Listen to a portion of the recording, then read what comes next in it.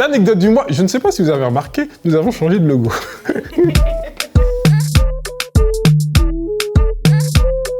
Bonjour à tous, bienvenue dans ce nouvel épisode de l'œil de la rédac. Aujourd'hui, on va s'intéresser à tout ce qui s'est passé sur le média Bouscapé durant le mois d'octobre 2021. Chiffres, chiffres, chiffres. Audience, audience, audience. Qualité, qualité, qualité.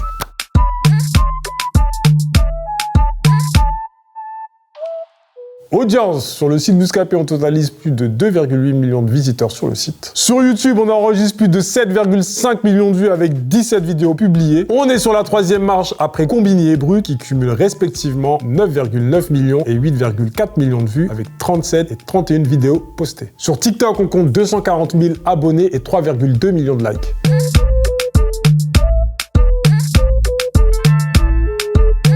Le contenu du mois, c'est le reportage Django, l'autodestruction. Entre le docu et l'interview, c'est un contenu qui se veut plus condensé, efficace et va droit au but. C'est quelque chose qui vient de l'enfance, c'est quelque chose qui vient de très loin.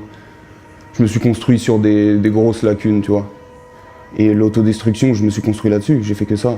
Vous avez beaucoup apprécié ce contenu car c'était la première interview de Django dans laquelle il se livrait à cœur ouvert. On a une communauté qui est très réceptive à tous ces contenus un peu immersifs où vraiment l'artiste est généreux, il en donne encore et encore.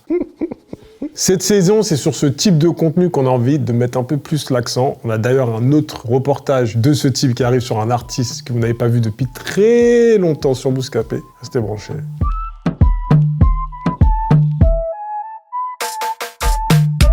Le partenariat du mois s'est fait avec eSport autour du jeu FIFA 22 qu'on a intégré dans notre émission Soyons Foot dans 4 épisodes. On a déjà réalisé un épisode avec 2 joueurs de l'Olympique de Marseille, Valentin Rongier et Amin Harit. Extrait. Attends, ok. Ah, Yann. Non mais, c'est ton style. 3 autres épisodes, dont le prochain avec l'Olympique Lyonnais, devrait débarquer très bientôt. Le contenu a bien fonctionné parce que l'intégration de la marque a été cohérente. FIFA 22, Soyons Foot, ça match et la bonne humeur de Colombien a fait le reste.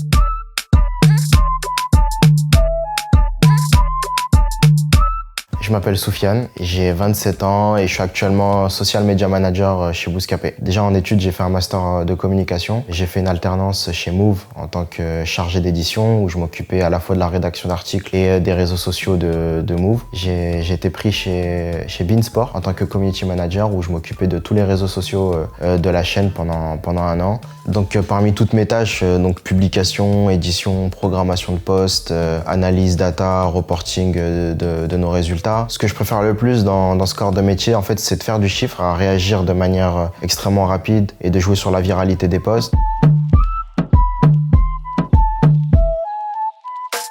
La question du mois, c'est pourquoi avoir revu la formule DigiDR. Donc ça, c'était la grosse interrogation du mois. La réponse est toute simple. C'est qu'on trouvait que le format était vieillissant, on voulait apporter de la nouveauté en ajoutant une partie interview avec un artiste, plus un live à la fin. On s'est rendu compte, en lançant les émissions, que finalement, les gens étaient très attachés à la première version du JDR, donc ils réclamaient plus d'infos, moins d'artistes. Nous, si on veut voir une interview, on ira la voir là.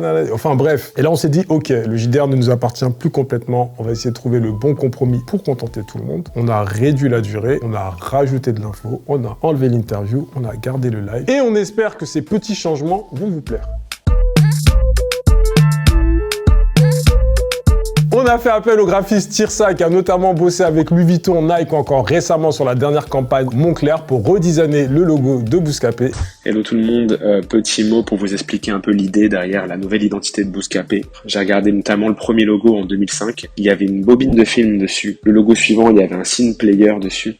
Donc j'ai essayé de mélanger un petit peu tout ça pour créer l'identité actuelle. En réalité, c'est une bobine de film qui se prolonge et qui dessine un B.